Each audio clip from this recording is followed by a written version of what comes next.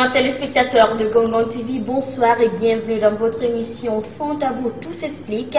Cette émission qui vous permet tout simplement d'aller au-delà de la réalité en perçant bien sûr les mystères des faits et phénomènes sociaux. Aujourd'hui également, on va parler d'un thème très intéressant. Il s'agit du blogging. Voilà, aujourd'hui je vais carrément vous envoyer sur les réseaux sociaux, en tout cas sur le web. Et pour en parler, nous avons comme invité Monsieur Alpha Diallo. Il est assistant chef projet à Ablogui, en même temps blogueur. Voilà, donc Ablogui, vous le savez très bien, c'est l'association des blogueurs de Guinée. Alors à qui d'abord je vais dire bonsoir. Voilà, donc je vais dire bonsoir à notre invité sur ce plateau. On le reçoit pour la première fois ici dans cette émission. Tout s'explique. Bonsoir Monsieur Diallo. Bonsoir Madame Kamara. Alors Mademoiselle. vous allez bien? Ça va très bien. D'accord. Alors, c'est un énorme plaisir pour nous de vous recevoir pour la première fois sur ce plateau de Gongon TV. Plaisir dans partagé. cette émission Tout s'explique. Avec vous, on va parler de blogging. D'abord, c'est quoi bloguer? Alors, bloguer, blog déjà, c'est... Le blog est un site personnel que qu'un homme anime alors sur une plateforme donnée, et donc il anime, il expose sur cette plateforme-là ses centres d'intérêt, ce qu'il anime et son opinion, sa conception peut-être de la vie, ça dépend, en tout cas les thèmes sont larges, et donc le fait d'avoir ce site personnel-là fait de vous et de l'animer régulièrement fait de vous un blogueur. Et donc le blogging, c'est cette activité qui consiste à avoir un blog, donc à l'animer régulièrement et à interagir avec un public qui est là. Donc en gros, on peut dire que le blogging, voilà, comme je vous l'ai dit déjà, c'est une activité qui consiste à animer un blog, à animer une plateforme numérique personnelle. Alors, est-ce que le blogging est lié seulement au fait d'avoir un blog? Parce que le plus souvent, il y a certaines personnes qui disent que tweeter, par exemple, c'est bloguer. Oui, mais tweeter, c'est bloguer, mais n'oubliez pas que Twitter est un micro-blogging, c'est-à-dire un micro-blogging. Donc, c'est du blogging, mais en mode micro. Et donc, tweeter, c'est bloguer parce que tout simplement, Twitter, dans sa conception, c'est une plateforme qui donne la possibilité, qui met en avant l'opinion, votre conception des choses. Et c'est le cas dans le blogging. Peut-être le blogging avec des caractères plus larges, mais sur un blog, vous mettez votre conception de la vie, vous mettez vos opinions. Idem pour Twitter. Donc, ce qui fait que les tweetos sont des micro-blogueurs. D'accord. Alors, micro-blogueur et blogueur, hein, il y a une toute petite différence. Oui, toute petite différence parce que micro veut dire petit. Et sur Twitter, vous savez que pour un tweet, vous ne pouvez pas dépasser 140 caractères, alors que dans un blog, vous pouvez aller jusqu'à 1000 signes, 2000 signes, ça dépend de votre volonté et inclure beaucoup d'autres facteurs. Donc, Twitter, c'est micro parce que c'est petit. Il faut être vraiment focus, il faut être précis et concis, alors que dans un blog, vous pouvez avoir la liberté, cette liberté littéraire, cette liberté de vraiment dire ce que vous voulez, comme vous voulez, en mettant le style. C'est cette nuance-là qui existe entre les deux. Bien. Alors, Monsieur Diallo, vous-même, vous êtes blogueur. J'aimerais bien savoir, qu'est-ce qui vous a animé à bloguer et quand est-ce que vous avez commencé à bloguer? Alors, moi je suis de formation journaliste, donc j'ai commencé à bloguer bien avant d'arriver à l'université, mais c'est surtout à l'université que j'ai pris goût au blogging parce que le blog m'a très tôt permis de sortir dans ce que j'appelle le carcan rigide de l'écriture journalistique.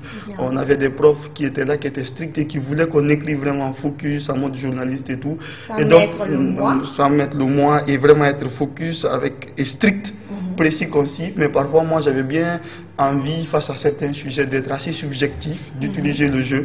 Et donc, je me suis retrouvé dans le blogging et ça m'a plu. Donc, finalement, le blogging même a pris le dessus sur le journalisme, même si en fait j'essaye d'équilibrer et de jongler entre les deux. Bien, d'accord. Alors, vous avez commencé à animer votre blog quand? Mon premier blog, je l'ai eu en 2012. Je l'ai animé, c'était un blog, mais bon, j'ai continué comme ça, mais à partir de 2014-2015, j'ai accéléré. Et en 2015, j'ai fait un stage en blogging avec The Voice of Youth, qui est la plateforme des jeunes de l'UNICEF. Et donc, c'était un stage de 2 semaines. Et cela m'a permis de me perfectionner et de connaître toutes les techniques du blogging. D'accord.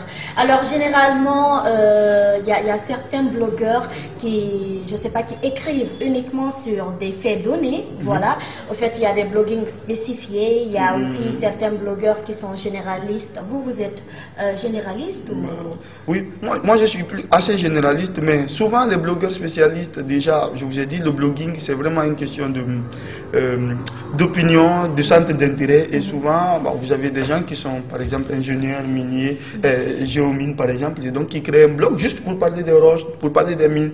Et c'est comme ça. Et bon, dans ma formation, je suis journaliste, assez généraliste peut-être. Donc, ce qui fait que je suis plutôt généraliste, même si actuellement, moi, j'ai tendance à me spécialiser un peu dans tout ce qui concerne un peu le droit, ou peut-être même en fonction de ce que nous faisons à Blogi, parce que nous avons un autre projet qu'on appelle l'ID, et qui est la plateforme de suivi et d'évaluation des promesses. Et donc, en analysant des promesses, donc, dans cette analyse-là, souvent selon cette analyse, donc, je peux bien épouser un secteur qu'on analyse pour donc écrire sur ce secteur-là. Donc, plutôt, je deviens parfois justice, parfois droit de l'homme, et ça dépend en fait. Bien. Alors, vous êtes aussi membre de l'association des blogueurs de Guinée à Blogi, donc qui compte en son sein plusieurs blogueurs, et on a eu à découvrir plusieurs de vos activités, notamment sur la toile, mais aussi sur le terrain.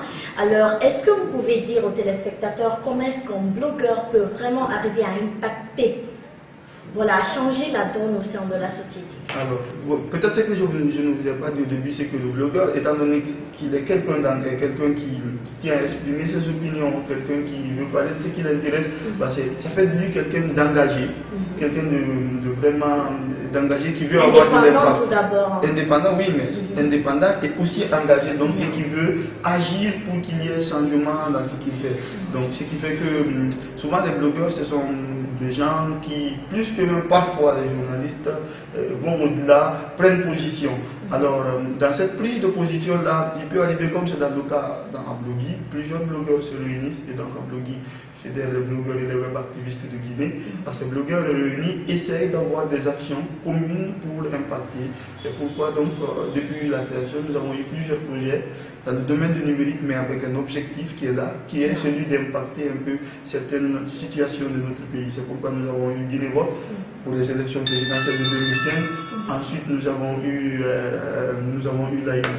Et après l'ID, nous avons eu d'autres projets comme Droit à l'identité, qui était un mouvement citoyen sur le numérique qui consistait à réclamer la délivrance des pièces d'identité et des passeports pour ceux qui étaient à l'étranger. Donc, les blogueurs peuvent bien avoir de l'impact parce que ce sont généralement, je vous l'ai dit, vous avez parlé de spécialisation. Un blogueur spécialisé dans un domaine, il connaît ce domaine-là et il sait les problèmes. Parfois, quand il s'engage pour les faire changer, il sait où aller pour que les choses bougent. Souvent, c'est ce qui fait que parfois les blogueurs ont tendance à vraiment être passionnés et à vouloir vraiment que les choses changent. Bien, en tout cas le blogging c'est quelque chose de très intéressant et puis vous le savez, grâce à cette association à Blogi, il y a eu assez d'activités qui ont été posées. Donc on a, en tout cas pour en parler davantage, nous avons sur ce plateau Monsieur Alpha Diallo. Il est assistant chef projet à Blogi, en même temps membre de la commission d'organisation du Blog Camp, un événement qui aura lieu bientôt, très bientôt du côté de Fria. Et bien sûr on va en parler dans cette émission. Alors pour le moment on va poursuivre le cours normal des choses, toujours sur le blogging. Alors Monsieur Alpha Diallo, la Blogi réunit en son sein d'abord combien de blogueurs et puis est-ce que vous êtes seulement en Guinée, est-ce qu'il y a d'autres qui sont à l'extérieur et puis est-ce qu'il n'y a que des Guinéens? Alors, Ablogui, donc comme je vous l'ai dit, fédère les blogueurs et les web activistes en Guinée. Et donc actuellement nous sommes au nombre de environ 70 blogueurs. Et, en tout cas, ce chiffre est très relatif parce que être blogueur, être web activiste suppose qu'on produit, qu'on s'engage parfois, qu'on est actif. Donc ce qui fait que nous sommes souvent dans une mise à jour de nos bases de données et tous ceux qui sont actifs parfois sont mis de côté pour ne garder que des gens qui sont actifs. Et donc Ablogui réunit réunit les blogueurs guinéens, principalement ce sont des Guinéens, les blogueurs d'Ablogui et tout, mais qui ne sont pas seulement en Guinée. D'ailleurs, la majorité des blogueurs d'Ablogui qui sont affiliés à Ablogui sont à l'étranger. Ce sont souvent des étudiants guinéens au Maroc, en France, qui donc ont découvert le blogging et qui ont commencé à bloguer. Donc ils sont partout presque dans le monde, en Afrique, en Asie, en Europe. Et donc tout cela, on arrive à travailler par le biais du numérique et cela nous permet parfois d'avoir des impacts sur nos projets. Donc ce sont des gens qui, au-delà d'être blogueurs, ont des compétences variées et c'est justement un peu la force que nous voulons, la force d'Ablogui, le fait d'avoir des gens qui ont des compétences très diverses et de mettre tout cela ensemble en utilisant le biais du numérique pour faire de cela quelque chose d'assez positif qui puisse avoir de l'impact sur le terrain en Guinée. D'accord. Alors le plus souvent, pour vous faire entendre, vous, Ablogui, vous procédez via des campagnes numériques. Voilà, est-ce que vous pouvez un peu nous dire c'est quoi les campagnes numériques et puis pourquoi est-ce que vous pensez que c'est un moyen pertinent pour vous faire entendre? Alors, nous sommes tous en Guinée, nous connaissons la situation de la Guinée. Il y a beaucoup de problèmes, il y a beaucoup de choses qui doivent changer. Et en tant que blogueurs, souvent nous sommes sidérés, nous sommes vraiment choqués par certaines actions et nous ne pouvons pas rester inertes. Et on sait bien à quoi conduisent les manifestations en Guinée, souvent à de la violence, en tout cas c'est difficile de se faire entendre, parce que souvent quand on se fait entendre c'est au prix d'une grande violence et nous ne sommes pas prêts pour le moment à payer ce prix pour nous faire entendre. Donc nous avons imaginé avec un outil qui est formidable, qui est numérique, et qui est magnifique, qui est le numérique, et donc nos campagnes citoyens numériques ont pour objectif un peu d'alerter sur une situation, de mettre la pression parfois sur nos autorités pour que les choses puissent changer. C'était le cas avec les pièces d'identité, avec notre campagne qu'on a menée sous le hashtag droit à l'identité. Et donc c'est venu d'un facteur assez banal, c'est-à-dire qu'on avait constaté que même entre nous, ou nos parents, nos amis, parfois, se faisaient répéter dans des barrages, alors que l'autorité guinéenne, les pouvoirs publics ne délivraient aucune pièce d'identité et il y avait des barrages, les gens ne pouvaient pas faire des transactions financières. Et aussi, nos amis, je vous ai dit, la plupart de nos amis sont des étudiants à l'étranger et donc ils ont été témoins là-bas à l'étranger qui fait que la plupart des étudiants ne pouvaient pas avoir des passeports sauf s'ils retournaient en Guinée. Et donc nous avons trouvé qu'au XXIe siècle, cela était inacceptable et on ne pouvait pas du tout rester inerte face à cette situation. Donc nous avons décidé de lancer cette initiative-là en invitant les citoyens lambda, tout le monde, à raconter son calvaire quotidien dû à cette absence de pièces d'identité, à montrer des photos. Et donc nous avons quand même été assez surpris. Les Guinéens, c'était pas tellement connu, mais la plupart des Guinéens de l'étranger, des étudiants, tout le monde a raconté en tout cas la plupart des gens ont raconté leur calvaire, ont envoyé des photos. Et vraiment, nous avons eu des relais après auprès des médias, que vous êtes auprès des médias nationaux et internationaux. Et cela nous a permis, mais au-delà, cette campagne ne suffisait pas. C'était sur le numérique, c'était pour alerter, pour mettre la pression. Nous l'avons combiné à un lobbying sur le terrain, en rencontrant certaines autorités, en voyant le problème et tout. Et heureusement, nous avons été entendus et la délivrance des pièces d'identité a commencé.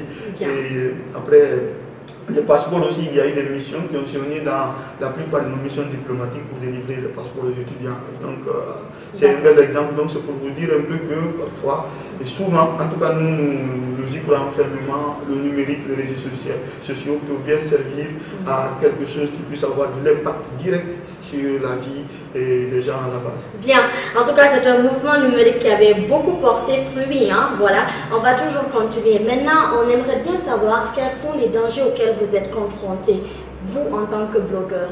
Oui, alors les dangers, souvent, bon, je parle globalement dans le monde des blogueurs, ce sont des personnes qui sont pas si loin des journalistes, qui parfois, à cause de leur passion et de leur engagement, sont plus visés par plus que les journalistes. Et du fait que le blogging est une activité, entre guillemets, informelle dans la plupart des pays, ce n'est pas une activité en tant que telle, fait que les blogueurs sont sont des personnes, soit des personnes vraiment à risque, des personnes qui ne sont pas protégées, contrairement à un journaliste qui a une corporation, qui a une carte de presse.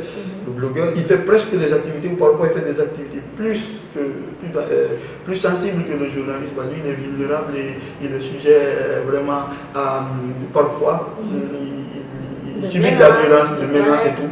Voilà. Et ce n'est pas pour le moment le cas en Guinée. Souvent, nous, en Guinée, nous essayons de positiver. Nous ne faisons pas face à ce genre de menaces, mais nous essayons de canaliser nos énergies plutôt en étant des grands utilisateurs des réseaux sociaux du numérique. Nous mettons cette expérience à profit pour venir vers les gens, vers nos amis, pour les expliquer les dangers du numérique, la sécurité sur le numérique et quels sont les comportements vraiment responsables à tenir pour non seulement l'unité nationale, mais aussi pour la sécurité personnelle et pour éviter parfois de faire face à cette situation embarrassante.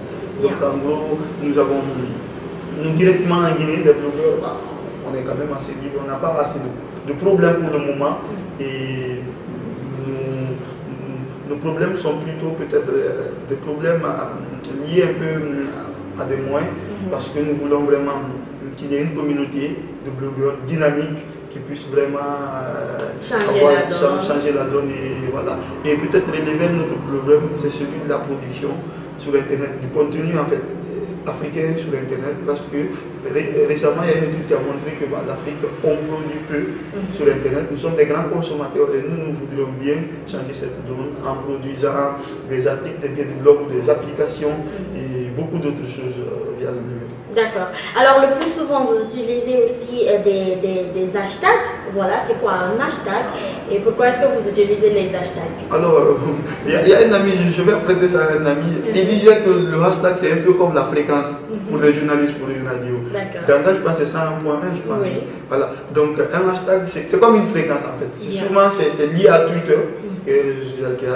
Où on peut envoyer beaucoup de tweets, on peut envoyer des centaines de tweets par jour, par heure, donc les gens le font. Et donc pour catégoriser tout cela, on crée des hashtags. Le hashtag c'est un mot-clé, c'est comme ça on peut l'identifier, c'est un mot-clé qui sur un événement. Donc du coup, on parle du blog camp de Fria, donc nous on a bien créé le hashtag blog camp Fria, et quand vous partez sur Twitter, vous mettez ce hashtag là, vous voyez tout le contenu qui concerne ce blog camp là à travers ce fil là. Autrement c'est impossible parce que Twitter c'est vraiment immense. Et maintenant même les hashtags, la notion des hashtags est prise en compte par d'autres réseaux sociaux comme Facebook.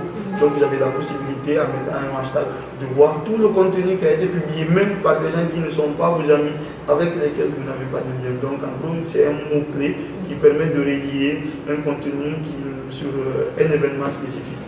Donc c'est ça. Voilà, exactement. Hein? La Guinée a l'ère du numérique. Hein? Voilà, c'est très intéressant le blogging. Alors maintenant, on va parler du blog camp que vous devez organiser à Fria. Parlez-nous un peu de cet événement-là, comment ça va se passer et puis c'est quand? Ok, alors un blog camp, comment je vais définir? Un blog camp globalement, c'est une non-conférence en fait. Non-conférence, vraiment, c'est vraiment genre d'atelier informel qui réunit des blogueurs où les gens viennent discuter, échanger, se donner des astuces. Voilà, c'est informel, ce n'est vraiment pas comme une conférence. Mais ce blog camp de Fria que nous organisons là déroge un peu à la règle. Parce que je vous ai dit, nous sommes dans une logique de dynamiser la blogosphère guinéenne, ce qui fait que globalement, normalement, le blog camp réunit des blogueurs confirmés qui viennent échanger sur les techniques, les dernières techniques et astuces.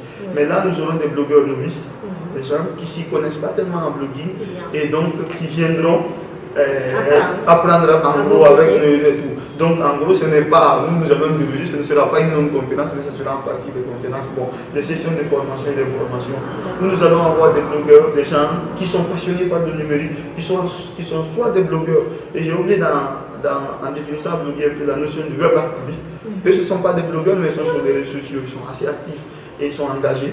Et donc c'est d'avoir ces deux groupes de personnes, des blogueurs et des web activistes dans un espace, expliquer les dernières techniques, expliquer les procédés et faire en sorte qu'il y ait un réseau, une communauté assez forte qui puisse produire et qui puisse nous aider à atteindre nos objectifs dans le futur. Donc ça sera du 5 au 6 août, donc ce week-end à Fria, dans la salle informatique de la bibliothèque de Fria. Et donc le thème retenu c'est bloguer pour une citoyenneté active. Donc bloguer pour une citoyenneté active, et voilà, il y aura une cinquantaine de participants, bon, une dizaine de membres d'Ablogi pour encadrer, pour venir partager l'expérience, et environ 35 à 40 blogueurs novices qui viendront apprendre et discuter avec nous. Bien, alors pour ces nouveaux, on va dire quoi, blogueurs que vous allez initier en la matière, est-ce que par après vous allez les intégrer au sein d'Ablogi? Oui, alors dans Ablogi c'est un débat qu'on est en train d'avoir actuellement. Est-ce qu'il faut intégrer tous ceux qui veulent être blogueurs, tous ceux qui veulent être web activistes? Bon, le débat il est là. Moi personnellement ma position est que non, pour avoir plus d'impact nous devons vraiment faire minimum de sélection pour faire en sorte qu'on ait des blogueurs confirmés. Tous ceux qui seront là auront une formation. On va faire en sorte qu'ils aient la formation la meilleure. Et d'ailleurs, ils ont beaucoup de chance parce que la plupart d'entre nous commençaient à bloguer sur le tas. Il n'y avait pas de formation, il n'y avait rien. Et donc, ils vont avoir la même formation. Après, ils pourront produire et ma position personnelle est qu'après un temps, on puisse bien faire entre eux quels sont ceux qui répondent à nos critères, quels sont ceux qui sont restés blogueurs ou web activistes qui ont produit et qui ont essayé de grandir en impact en tirant parti de notre formation. Et donc ces gens-là, je crois bien, seront après intégrés au sein de l'association. Alors d'où vous êtes venu cette idée de blog camp? Alors, normalement, en fait, en Guinée, nous faisons face à un manque de moyens qui nous empêche. Sinon, normalement, en tant que blogueur, c'est très dommage de faire un trimestre sans faire un blog camp. Parce que j'ai déjà dit que le blog camp à la base, c'est même pas cet aspect de nouveaux blogueurs, mais c'est un aspect vraiment même de blogueurs confirmés, où on se réunit, on parle, où je parle globalement à chaque fois. Dans les rédactions, vous avez des conseils de rédaction le matin, vous vous réunissez. Bon, nous aussi, c'est une sorte de conseil de rédaction. Donc, normalement, chaque mois ou chaque trimestre, à la limite, on doit se réunir pour parler des dernières techniques, pour parler de tout ce qui concerne la blogosphère et tout, dans un endroit bien donné. Mais on fait face à un manque de moyens. Donc c'est en 2015 qu'on a eu notre dernier blog camp. Cette année, nous avons vraiment démarché, nous avons eu des partenaires qui nous ont accompagnés. Et donc voilà, et nous souhaitons que cette activité soit pérenne et qu'à chaque fois qu'on puisse avoir ce genre d'activité. Cela va contribuer à redynamiser notre blogosphère, à faire en sorte qu'il y ait vraiment des blogueurs et des web activistes guinéens qui s'affirment, parce que qui s'affirment et qui montrent vraiment que voilà, qu'on peut compter sur une jeunesse guinéenne qui a déjà pris possession du numérique, des technologies de l'information, décomplexé et qui s'assume sur le plan international. Bien, alors dernier virage de cette émission, on a ici sur ce plateau M. Alpha Diallo.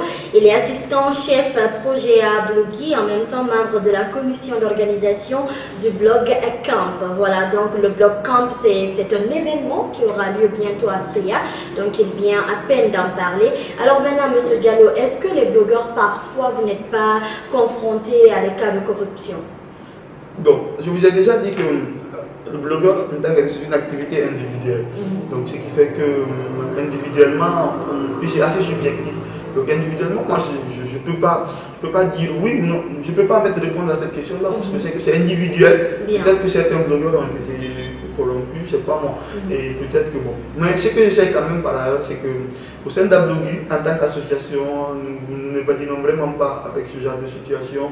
Nous sommes une association citoyenne qui a des objectifs citoyens et qui veut vraiment impacter, avoir des résultats sur le terrain. Et donc, nous ne sommes pas politiques. Quand je dis apolitique, ça veut dire que bon, nous ne faisons pas de la politique partisane, mais souvent, parfois, ça ne nous empêche pas de faire des prises de position sur le plan politique, mais vraiment pas des prises de position partisanes, mais c'est vraiment lié à certaines situations. Et donc, nous ne sommes affiliés à aucune mouvance et tout, et nous faisons en sorte vraiment d'avoir cette intégrité-là et cette entre guillemets, neutralité. Parce qu'en tant que blogueur, c'est extrêmement difficile, voire impossible d'avoir la neutralité. Nous sommes par définition des gens engagés, et quand on est engagé, on ne peut pas rester neutre. Et donc, nous faisons en sorte que qu'à Ablogi, ce soit vraiment une atmosphère saine et nous faisons en sorte que la plupart de nos blogueurs puissent vraiment avoir les meilleures pratiques irréprochables en matière de blogging et en matière d'intégrité. Bien. Alors maintenant, dernière question. Donc je vais combiner deux choses à la fois. Alors vous allez tout simplement d'abord vous adresser à tous ces jeunes qui vous regardent, voilà, en ce moment pour leur dire d'abord comment créer un blog, parce qu'il y a certains qui pensent que c'est payant, même s'il y a des sites payants, il y a des hébergeurs payants ou pas, voilà, et aussi leur lancer un appel, voilà, les inviter vraiment à rejoindre peut-être le blogging pour ceux qui ont envie de s'exprimer. Ok, merci beaucoup, merci. Je sais qu'il y a des centaines de jeunes, voire des milliers de jeunes Guinéens qui ont le talent, qui sont dans les quartiers, qui ne sont pas connus. Le numérique est vraiment une opportunité pour vous, mes chers amis. C'est une opportunité qui vous permet de quitter l'anonymat de vos quartiers, la solitude de vos quartiers, pour vous afficher, pour montrer votre talent à la face du monde. Ne craignez pas cet outil, venez, prenez position. Prenez possession de ces outils-là pour vous mettre en valeur, pour montrer de ce dont vous êtes capable. Il y a actuellement des plateformes de blogging qui sont là. Il y a WordPress, il y a Blogger. Ce sont des plateformes gratuites où vous pouvez créer en un clic, c'est comme un compte Facebook, créer vos blogs. Alimenter les blogs, le blog c'est vraiment quelque chose d'assez libre, il n'y a même pas, il ne suffit pas d'être journaliste, il suffit juste de savoir écrire quelque chose qui est cohérent, quelle que soit la chose, ne craignez rien, sûrement ce que vous écrivez va aider et va intéresser quelqu'un. Donc rejoignez-nous et n'ayez pas peur aussi de venir sur Twitter qui est un réseau social, donc c'est difficile parfois quand on est novice de comprendre, mais demandez, venez, c'est vraiment des opportunités qui sont ouvertes pour vous. Rejoignez-nous donc à Fria, comme vous le savez, qui a été une ville pendant longtemps qui était le fleuron de l'industrie guinéenne, mais aujourd'hui qui est meurtri. Et donc nous partons à Fria un peu donc pour essayer de braquer les projecteurs un peu sur cette ville-là. Donc pendant 2 jours, la ville sera la capitale de la blogosphère guinéenne. Alors nous vous invitons tous à nous rejoindre et à prendre possession des réseaux sociaux et du numérique pour vous affirmer. Bien, merci bien Monsieur Alpha Diallo. Voilà, je rappelle toujours que vous êtes blogueur, en même temps assistant chef projet à Bloggy, entendez Association des blogueurs de Guinée, en même temps membre de la commission d'organisation du blog Camp, mais aussi journaliste, hein, voilà, faut pas que je l'oublie. Donc merci bien à vous, merci d'avoir accepté notre invitation. Merci beaucoup, merci à vous, merci à Ganga et je vous remercie pour le travail que vous faites. De toute façon, blogueur, journaliste, il n'y a pas une grande différence. Bien, mais en tout cas, c'est une autre casquette en tout cas. Voilà, merci bien, voilà. Voilà donc, aimables téléspectateurs, vous l'avez compris, bloguer c'est tout simplement vous affirmer, exprimer librement vos opinions sur un site, voilà, ou tout simplement sur une plateforme. Donc, Monsieur Alpha Diallo, qui est notre invité du jour, vous l'a expliqué, d'ailleurs brièvement, voilà, vous pouvez tout simplement créer votre blog via WordPress ou Bloguer, qui sont des hébergeurs vraiment gratuits. Alors, ça n'est fini pour ce numéro du jour. Tout le plaisir a été pour moi encore de vous retrouver pour une nouvelle fois au compte de ce numéro Tout s'explique. On espère vraiment que vous avez été très servi par l'invité du jour, Monsieur Alpha Diallo, voilà, le grand blogueur d'Abloggy. Alors en attendant, au plaisir de vous retrouver vendredi prochain pour débattre de notre thème. Au revoir et portez-vous bien.